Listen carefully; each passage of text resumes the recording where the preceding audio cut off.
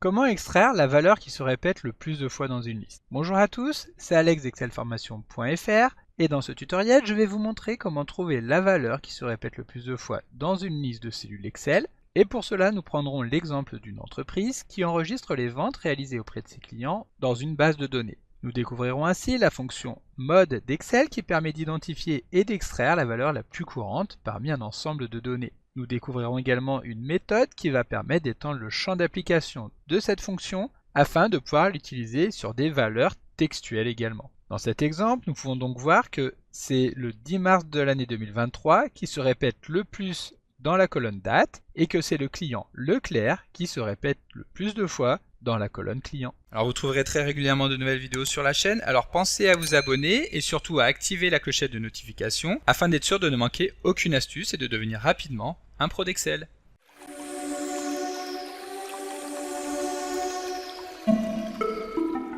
Comme d'habitude, si vous voulez être sûr de bien comprendre tout ce que nous allons voir dans le cadre de cette vidéo, vous pouvez télécharger le support de ce tutoriel ainsi que son corrigé en suivant le lien disponible dans la description de la vidéo, ce qui vous permettra de réaliser les opérations en même temps que moi pour bien comprendre tout ce que nous allons voir dans cette vidéo. Alors comme je vous l'expliquais dans l'introduction de ce tutoriel, nous allons découvrir la fonction mode d'Excel. Et pour pouvoir illustrer ce tutoriel, nous allons prendre l'exemple d'une entreprise qui va enregistrer les ventes réalisées auprès de ses clients dans une mini base de données que nous avons actuellement à l'écran. Dans ce tableau, nous avons donc une liste des principaux clients. Il s'agit ici, comme vous pouvez le voir, de grands magasins. Et nous retrouvons donc par jour pour la semaine du 10 au 15 avril 2023 le montant des ventes qui correspond. Cette liste contient ainsi des doublons au niveau des noms des clients, car plusieurs clients ont effectué des achats auprès de l'entreprise durant cette même semaine, mais sur des journées différentes. Ici, l'objectif sera donc d'extraire le nom du client qui a réalisé le plus de ventes, c'est-à-dire celui pour lequel le nom se trouve le plus de fois dans cette liste. Et donc, avant de pouvoir extraire le nom de ce client,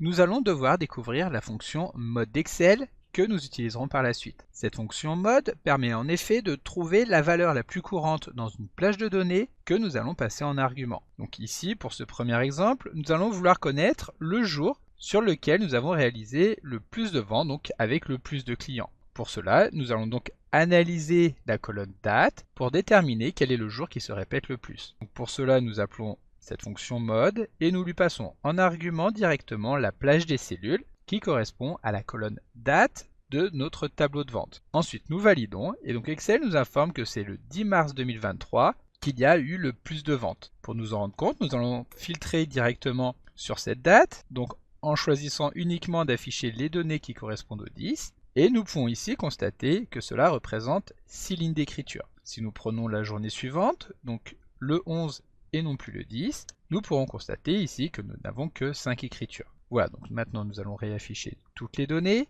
et il faut savoir que si nous avons plusieurs journées donc, qui arrivent en première position, c'est-à-dire ici plusieurs journées sur lesquelles il y aurait 6 lignes, alors ce sera la première de la base qui sera retournée par la fonction mode. En plus de ça, il faut également savoir que les valeurs que nous allons retrouver dans la base de données pourront être soit numériques, soit textuelles, mais que toutes les valeurs qui ne sont pas numériques seront tout simplement ignorées. Ici, la fonction mode ne sera capable de retourner que des valeurs numériques. Pour nous en rendre compte, nous allons maintenant vouloir obtenir le client avec lequel nous avons effectué le plus d'opérations. Donc pour cela, nous pourrions penser qu'il suffirait d'utiliser la fonction mode sur la colonne client du tableau vente, mais lorsque nous allons valider, Excel va nous retourner une erreur, étant donné que celui-ci n'est capable d'interpréter que des valeurs numériques. Et donc ici, nous en arrivons à la partie qui va particulièrement nous intéresser dans le cadre de cette vidéo, dans laquelle nous allons voir comment utiliser cette fonction mode pour extraire une valeur qui est donc un texte et non pas une valeur numérique. Et pour cela, nous allons devoir intercaler cette fonction au sein des fonctions indexEquiv.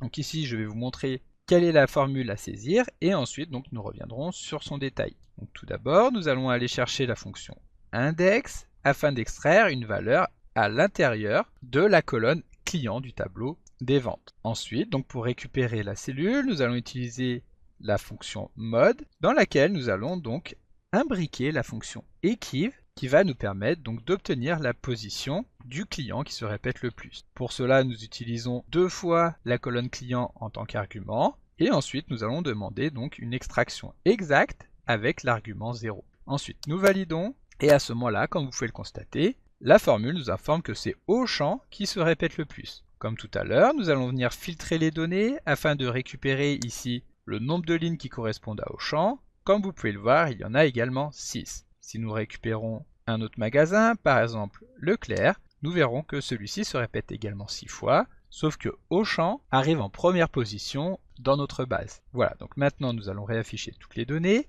Et pour pouvoir décomposer la formule que nous avons saisie ici, nous allons utiliser l'outil d'évaluation des formules que nous retrouvons dans l'onglet Formule. Donc depuis cet onglet Formule, nous cliquons sur Évaluer la formule. Et maintenant, nous allons demander à Excel de remplacer les différentes plages de cellules que nous avons utilisées par leur correspondance dans le tableau. Donc ici, à la place de tableau vente client, Excel va nous insérer la plage des cellules qui correspond et nous allons voir comment il détermine la position de la cellule à extraire. Pour cela, donc, nous allons revenir dans la fonction Equiv, remplacer donc ici les cellules de la colonne client par la correspondance que nous avons dans notre tableau. Et si nous cliquons sur le bouton Évaluer, Excel va donc continuer l'analyse de la fonction Equiv afin de remplacer cette fois-ci les noms par les valeurs numériques qui correspondent à leur position. Donc en 1 nous retrouvons Auchan, en 2 nous retrouvons Carrefour, en 3 nous retrouvons Casino et en 4 et en 5 nous retrouvons Intermarché et Leclerc. Ensuite, comme vous pouvez le voir, dans la base nous retrouvons à nouveau le magasin Auchan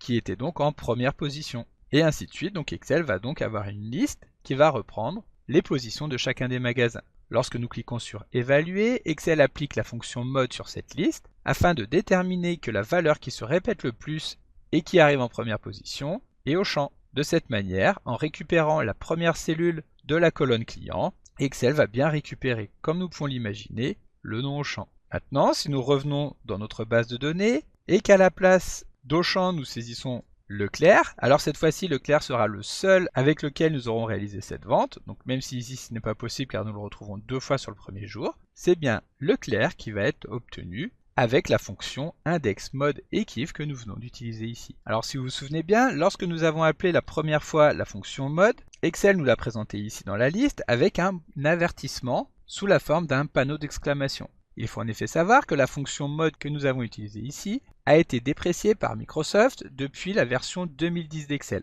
Cela signifie donc que cette fonction n'est plus recommandée pour une utilisation régulière et pour la remplacer, Excel a donc introduit 2 alternatives, la fonction mode.simple et mode.multiple. Tout d'abord, la fonction mode.simple est la fonction qui remplace le mieux la fonction mode. Elle lui est identique mais nécessite une durée de traitement légèrement plus courte car elle est davantage optimisée. Ensuite, la fonction mode.multiple permet elle aussi de trouver les valeurs les plus courantes dans une plage de données, mais contrairement aux fonctions mode et mode.simple, celle-ci va retourner non pas uniquement la première valeur la plus courante, mais directement une matrice avec toutes ces valeurs s'il y en a plusieurs. Ici, donc, nous allons utiliser la fonction mode.multiple pour déterminer la date sur laquelle il y a le plus d'opérations. Lorsque nous validons, Excel nous retourne comme tout à l'heure le 10 mars 2023. En revanche, si nous modifions la première date que nous allons passer au 9 mars, alors Excel va nous retourner une erreur propagation. La raison de cette erreur est très simple, c'est que ici nous arrivons dans un scénario dans lequel il y a plusieurs résultats qui vont correspondre aux résultats retournés par mode, c'est-à-dire qu'il y a plusieurs jours pour lesquels le nombre de résultats est le plus important. Et donc c'est pourquoi Excel ne va pas nous retourner une cellule unique, mais directement une matrice qui doit être saisie dans plusieurs cellules. Et donc ici nous avons une erreur, car Excel voudrait insérer du contenu ici sur la cellule F8, or celle-ci est déjà remplie. Et donc pour obtenir un résultat et non pas une erreur, nous avons 3 possibilités. Soit nous pouvons encapsuler cette fonction mode.multiple en tant qu'argument de la fonction index, donc ici index de mode.multiple de la liste des ventes, et si nous souhaitons extraire le premier résultat, nous saisissons 1 en tant que deuxième argument. À ce moment-là, Excel va bien nous informer que la première valeur est le 10 mars 2023. Si nous utilisons l'argument 2, cette fois-ci, nous aurons le 11 mars de l'année 2023, dans laquelle se trouvent également 6 résultats. Donc l'intérêt que nous aurons ici à utiliser cette fonction index sera de pouvoir aller piocher directement l'un des résultats, mais si jamais nous voulons récupérer uniquement la première valeur de cette matrice, alors autant utiliser directement la fonction mode.simple. La deuxième possibilité sera d'encapsuler ce résultat non plus en tant qu'argument de la fonction index, mais en tant qu'argument de la fonction transpose, qui va donc transformer notre matrice verticale en une matrice horizontale. De cette manière, les différents jours seront saisis ici sur une même ligne. Et enfin, la troisième possibilité sera de venir saisir directement cette fonction mode.multiple avec pour argument donc la colonne des dates sur une plage de cellules dans laquelle elle ne sera pas gênée et donc dans laquelle elle pourra nous présenter directement tous les résultats. Donc comme d'habitude, vous pouvez télécharger le support de ce cours en suivant le lien que vous trouverez dans la description de la vidéo. Si la vidéo vous a plu, n'oubliez pas de la liker et de la partager à vos collègues et amis sur l'ensemble de vos réseaux sociaux. Et vous pouvez également me laisser vos impressions dans l'espace des commentaires, je lirai chacun d'entre eux et y répondrai avec plaisir. Évidemment, si ce n'est pas encore fait, abonnez-vous à la chaîne pour ne manquer aucune astuce. C'est également très important pour m'aider à gagner en visibilité afin de pouvoir développer la chaîne et continuer de vous proposer des tas de nouvelles vidéos. Merci d'avoir suivi cette vidéo et à très bientôt pour un prochain tuto.